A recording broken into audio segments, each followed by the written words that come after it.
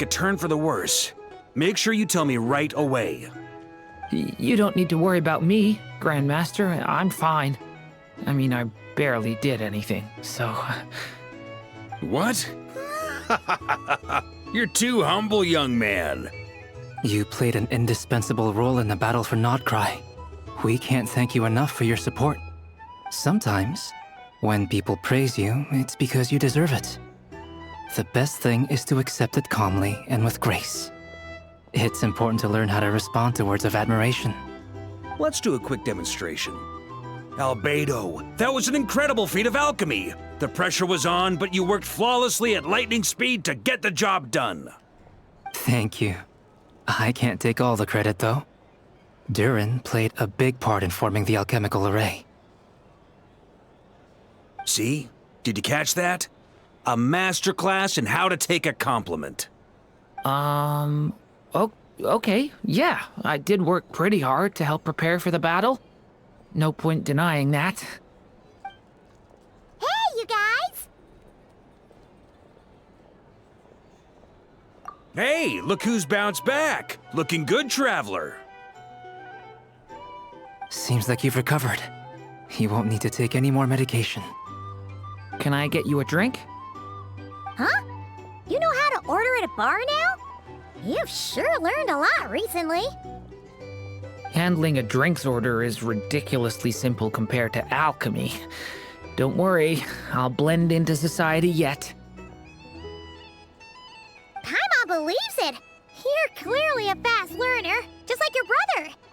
To be totally honest, though, Paimon didn't quite follow all the details when you first explained the plan to us. Don't worry, that's completely understandable. Unless you're a student of alchemy, it's hard to grasp the principle and how the process works. To put it in the simplest terms, we saw how our enemy stole the power of Kuvaki. And that gave us the idea of stealing his power to turn it against him. When facing an enemy you have no hope of defeating, it's best not to engage them in battle. So, instead of looking for a way to overpower him, we decided to help Columbina get strong enough to at least stand up to him in a fight. For this to work, we had to analyze his modes of attack, confirm who his main target was, and make sure that he wouldn't go beyond the range of the alchemical array. For added security, we prepared a total of 4 arrays. But to mitigate the impact of the battle, we identified one location in particular as the ideal spot, which is where the confrontation took place. The alchemical array absorbed his abyssal power. Then Durin processed it to render it usable by Columbina. That power enabled her to do what would otherwise have been nigh on impossible. What surprised me was that Dainsleif actually agreed to join us. Given his history with Rerir, he had every right to sit this one out. But we're extremely grateful for the decision he made.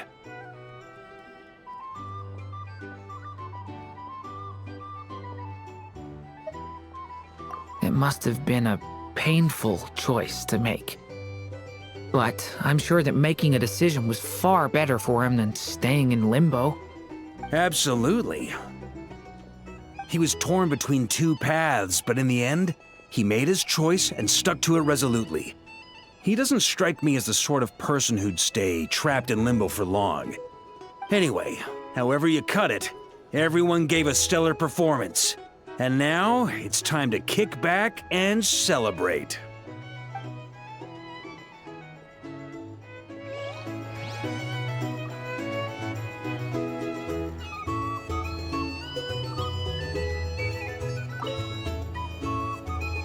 How have you been holding up? Any adverse You don't need to worry about me, Grandmaster. What? You played sometimes. Let's do a quick demo. Thank you. See? Did you catch that? A masterclass? Hey, you guys! Hey, look who's bounced back. Looking good, Traveler. Seems like you've recovered. You won't need to take any more medication. Can I get you a drink? Huh? You know how to order at a bar now? You've sure learned a lot recently. Handling a drinks order is Paimon believes it. To be totally honest... Don't worry, that's completely understandable. Unless you're a student of alchemy, it's... To put it in the simplest terms, when facing an enemy you have no hope of defeating. So, instead of looking for a way to overpower him, we decided for this to work, we had to analyze his modes of attack, confirm who his main target was. For added security, we prepared a total of 4 arrays. The alchemical array absorbed his abyssal power. Then Durin processed it to render it usable by calling... That power enabled her to do what would otherwise have been nigh on impossible. What surprised me, given his history with Rerir, he had every right to sit this one out. It must have been a painful choice to make. Absolute. He was torn between... Anyway, how...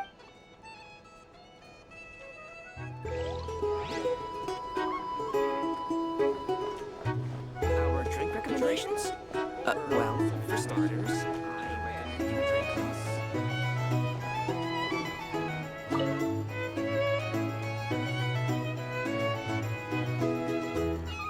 Ah, Lord Sangama Bay. How lovely to see you. I must thank you for the device you provided. It was an enormous help. Would I be right in thinking that it was developed by the Academia? Why come and ask me when you clearly know already? I mostly came to thank you. That's more like it. A little gratitude goes a long way with Lord Sangama Bay. Play your cards right, and you might even stand a chance of becoming my long-term supplier. The chance to work with such a kind and charitable investor as yourself would be a great honor for the Curatorium. Huh? Charitable? Who said anything about charity? First I'm hearing about it. Let's see. The first plot of land you purchased in Nodcry, your desert interests, and... Stop! What do you think you're doing? Exposing my investment history! It's nothing to hide from. They're all perfectly legitimate investments. And some of the land you purchased was with the intent of building a sanctuary? Yes, I heard about that too. How did you... You're a curious case, Lord Sangama Bay. You don't like people finding out about your good deeds, do you? But I'm afraid no matter how hard you try to keep things under wraps, where there's a will, there's a way. You did it for Sumeru, didn't you?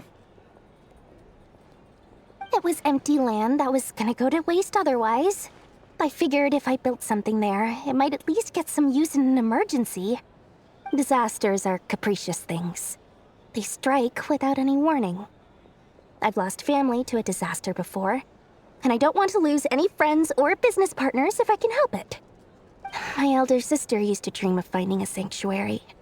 Somewhere with plenty of food, water, and medicine. Where everyone could live happy lives. It was something I looked into, but after discussing things with the Dendro Archon, I decided on a more effective strategy. The tech people handled the tech, and Moneybags provided the Mora. It just made the most sense. It's a pity that so few people know the truth about you. Everyone says that you view everything in terms of Mora, and all you care about is growing your own wealth. So, what's the problem with that? Everyone wants to be rich. It's human nature. So yes, I love Mora, and it's nothing to be ashamed of. But surely you have dreams of your own beyond just making Mora. You don't get it, do you? My dream is to invest in other people's dreams. And, you know, make a nice little slice for myself along the way. Just thinking about it makes me happy. That sweet, sweet sound of Mora. Thank you. For the device? And the pendant. Oh, that. I was just returning a favor. Don't worry about it.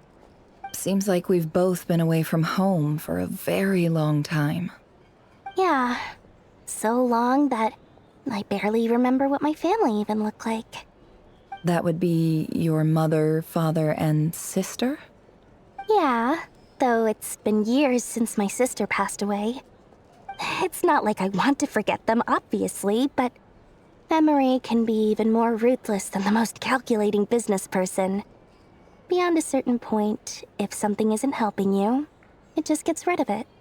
My sister can't help me now. Slowly but surely, her face is fading from my mind's eye. It's become a vague impression. Not everything will fade. When loved ones pass away, the beautiful memories are the ones that last the longest. Yeah, that's true. If you ask me, that's the one silver lining in all of it. Well, that, plus, I'm sure that life is much better now than it was back then. Oh, absolutely. I have tons of Mora, a big beautiful house, business is booming, and I'm as happy as can be. You've got a lot going for you too. Boss of the Curatorium of Secrets? I'm sure there's plenty of Mora to be made in that line of work. I appreciate the vote of confidence.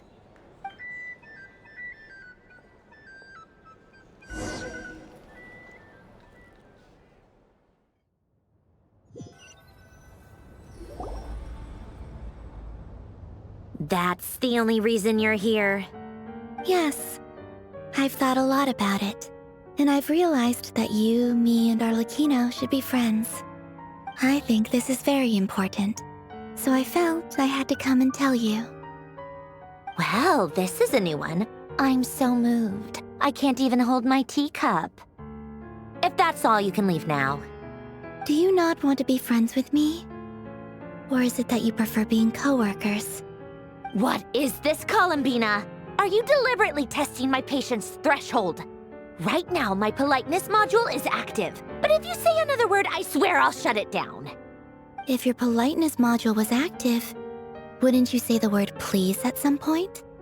Polonia, please see Lady Columbina to the door. Will you still invite me to your next tea party? What? Yes, I think you will. Bye-bye, dear Sandrone.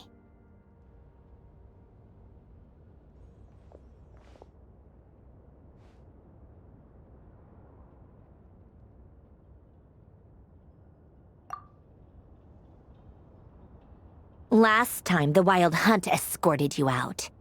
Would you rather I handled it myself this time? We just wanted to, see how you were doing now that it's all over. Why? Out of concern for my safety? I hope you didn't seriously think that the Rayhir of Silnari would be able to lay so much as a finger upon me, given how prepared I was. Mostly because you kind of helped us out, so we just wanted to check you were okay. Looks like all your robots are fixed, huh?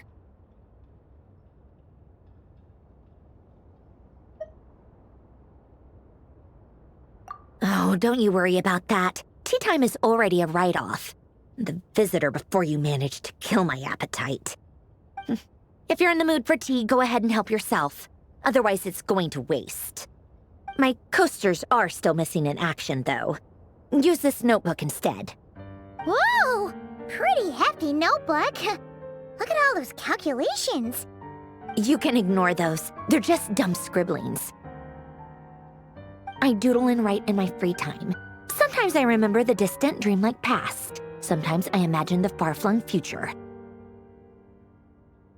And other times, I grit my teeth and note down all the crazy nonsense going on in the present. Some people do the crosswords in the newspaper. This is my equivalent of that. Trying to predict the future is like daydreaming, and writing about the present just makes me furious. The past is my favorite. If nothing else, it's already set in stone, so I don't have to rack my brains trying to figure it all out. Huh.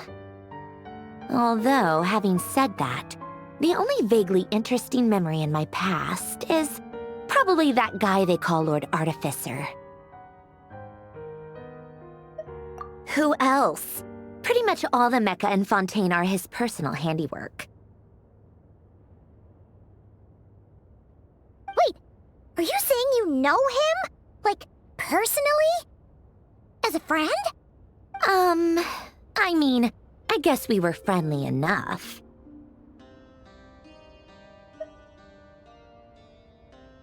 Yep. In fact, I'm probably the only normal person left who knew him at all. We used to chat occasionally back when he was still around. Before he passed away, he asked me to destroy all his manuscripts. I honored his request. But I did read through everything first before destroying them. I mean, I couldn't let the genius of Lord Artificer Alain Guillotin disappear like that. Would have been such a waste.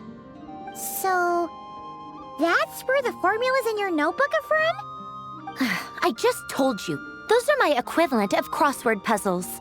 They're just dumb formulas that I solve for fun when I'm bored. Alain's work was like epic poetry. The formulas in my notebook are just silly little riddles in comparison. Not that there's anything bad about them. I mean, at least, solving those riddles isn't going to hurt anyone. Except me, 'cause I lose a few brain cells in the process. Anyway, while we're on the topic, I might as well tell you about what happened to him and his friends. Alain Guillotin had two close buddies, Renee and Jacob. They spent their childhood years together in the Narzissenkreuz Institute. They were all quite competitive, so there was some rivalry between them, but it was a friendly rivalry. But beneath the friendship and the rivalry ran something deeper, a sense of nostalgia for the past. Unfortunately, childhood would end, the prophecy would come true, the apocalypse would arrive, and the future would never be. A mad dream that would normally only capture the minds of lunatics began to take root in their hearts. A dream of saving the world. And if Renee and Alain had been people of lesser wits, that dream would probably have ended up as something for them to joke about in their older years. But alas, they were some of the sharpest minds around. They nurtured that dream with the full power of their intellect, and it grew into something that ate away at their souls. The first of them to fall under its spell was Renee. Against Alain's wishes, he persisted in experimenting on a mutual friend of theirs to try and save their life. Alain did not approve and parted ways with Renee. It's complicated. Alain wanted to believe that Renee only did what he did for the sake of their friendship. But when he told me about what happened, I could tell he still had some suspicions about Renee's motives. Perhaps the seed that would grow into a nightmare had already sprouted in Renee's mind. Even then.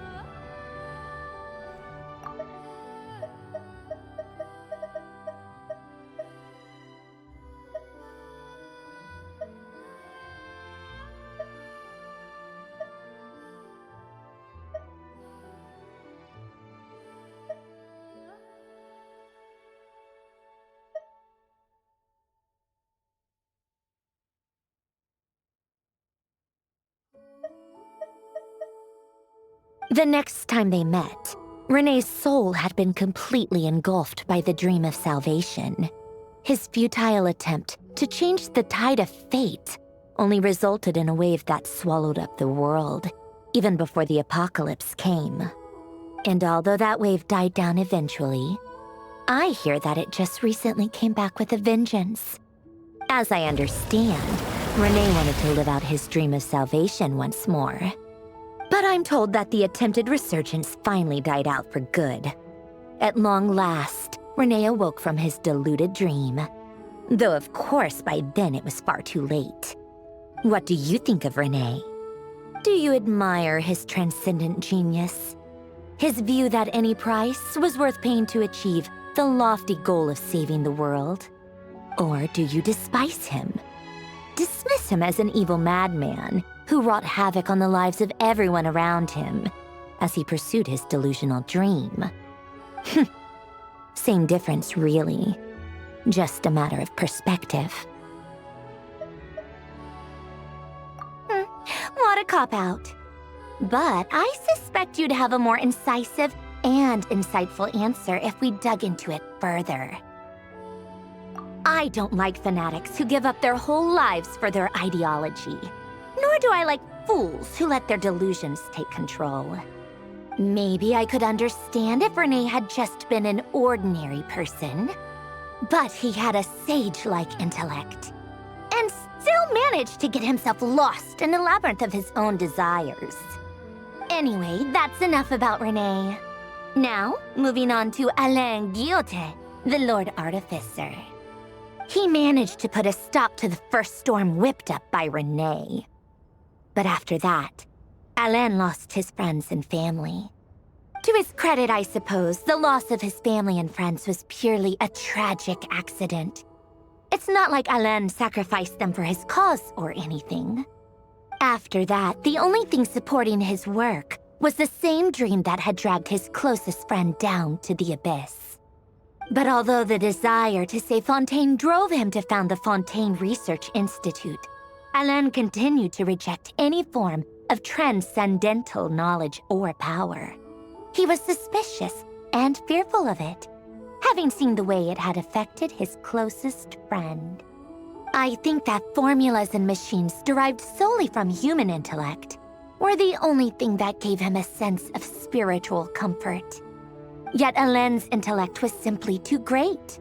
It barely left him space to breathe in his lifetime. Once he realized that the end of his life was approaching, he finally accepted the truth. The Nazissenkreuz Institute needed someone, and a human being, to see its story through to the end. He quit working on his formulas, trading them in for the fairy tales that had played such a formative role in his childhood, but which he barely touched in his adult life. He told me that the director of the Nazissenkreuz Institute used to read those fairy tales to the children as bedtime stories. Apparently, they worked wonders at sending kids off to sleep. I think that all he wanted at that time in his life was to be able to sleep deeply without being plagued by depression. By that point, nothing else really mattered. At the very end, he laid down to rest in the ruins of the former Nazissenkreuz Institute orphanage, while the Fontaine Research Institute he had founded continued tirelessly with its work. Many years after that, tensions over competing dreams would once again cause a rift, this time between members of the Fontaine Research Institute. But the actions of those fools had nothing at all to do with Alain. And that is the story of two people from the Nazissenkreuz Institute who both wanted to save the world. One went all in on his fantasy of salvation without ever looking back, and ended up calmly sinking to the bottom of the deepest sea. The other sought desperately to burn bright in his life, even though he wasn't sure where he was going. I do sometimes wonder, why is it that people like them have such grand hopes of saving the world? Even the grandest tree starts as a tiny seed. So perhaps, for each of them, their mission to save the world began with a very simple desire: to save themselves. They were young children with friends and family who mattered to them, desires to explore the meaning of life, ambitions to have a successful career. They didn't want to see all of that taken away in one fell swoop. Or maybe they just wanted to find something to anchor themselves within the chaos, to stop them getting quietly swept away by the storms of life. But instead, the search for their own salvation took them down the rocky road laid out by fate. Do you think the desire to save oneself is enough of a justification to try and save the world? The way you said that sounded just like Alain. I asked him the same question back when he was in his prime, putting all of his energy into his work. He gave the exact same answer as you did. No elaboration, just a quick short answer before getting right back to his work. He was always that way. All right, tea time's over. I owe Arlecchino a favor for telling me these stories. I'll have to bring a whole sack of gifts the next time I visit the House of the Hearth. I'm gonna go tinker with Polonia now. You guys can do whatever you want, as long as it doesn't involve interrupting me. Polonia, exit hibernation mode. Begin diagnostics.